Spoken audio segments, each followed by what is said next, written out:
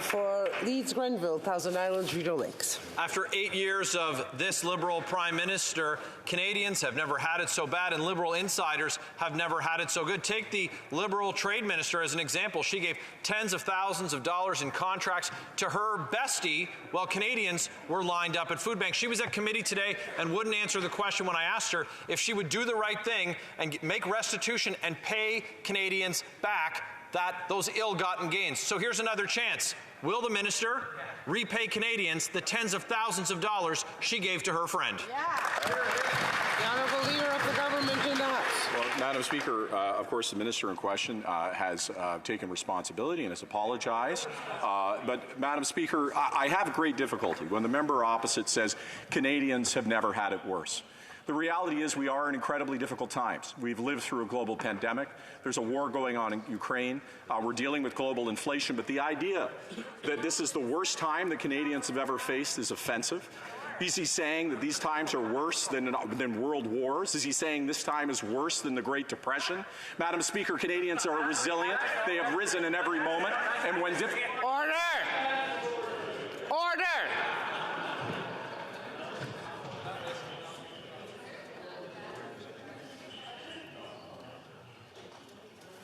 The Honourable Leader of the Government for a few seconds. Madam Speaker, these are the hardest times the world has gone through since the Second World War.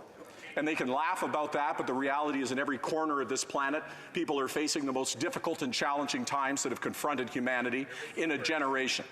And the reality is that Canada is leading in that environment. Honourable député de Pontiac. The Honourable Member for Pontiac. Madam Speaker, over the last year, we've seen a resurgence in the tourism sector.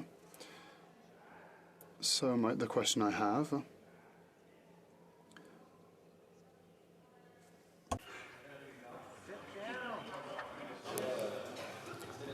L'honorable député, oui, the honourable member was rising on a point of order.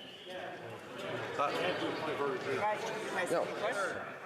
You missed this question. No, I did not miss the question. I did it because the disruption is getting really unruly. It is very difficult to control the House and have a proper exchange of questions and answers when members can't hear each other. I didn't hear the noise. Now there's noise on both sides, yes. Pardon? Pardon, what did the honourable member ask? Both sides of the House. Does the member whose party is responsible for the disorder now lose her question? If that's why the Speaker has said that I've lost my. There's disorder on both sides right now, or there was. I think the question back.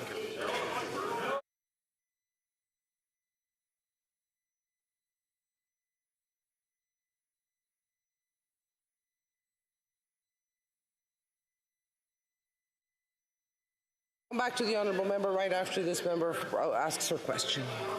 Merci, Madame la. Thank you, Madam Speaker. Listen, over the past year, we have seen a resurgence in the tourism sector. We have businesses and travellers who are resurging. I would like to ask the Parliamentary Secretary to the Minister for Tourism and Associate Minister for Finance to provide an update on the status of this vital economic sector and in rural communities.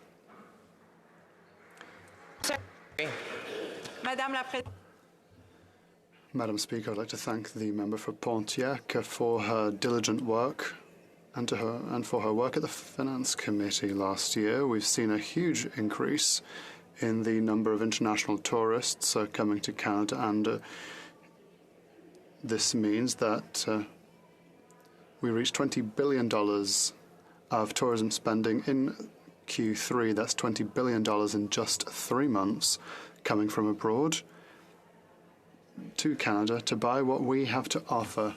Madam Speaker, I would like to. Member for Leeds, Grenville, Thousand Islands, Rideau Lakes. Madam Speaker, the government House leader would tell Canadians that they've never had it so good. And his metric for how well this government is doing is that Canadians aren't currently suffering a world war. His word salad will not fill their bellies. But what the actions of this government is doing is filling the pockets of Liberal insiders. Right. So if the minister won't do the right thing and pay Canadians back the tens of thousands she gave to Liberal insiders, then she needs to resign, because that's what Canadians demand and deserve. The Honourable Leader of the Government in the House. Madam Speaker, I did not rise in this place and say that Canadians have never had it so good.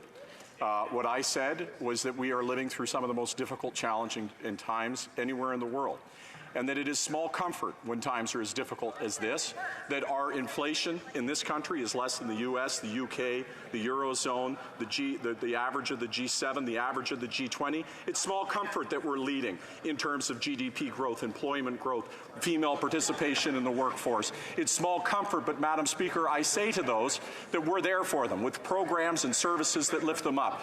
On the other side, the Conservatives are only doing one thing: amplify. The Honourable Member for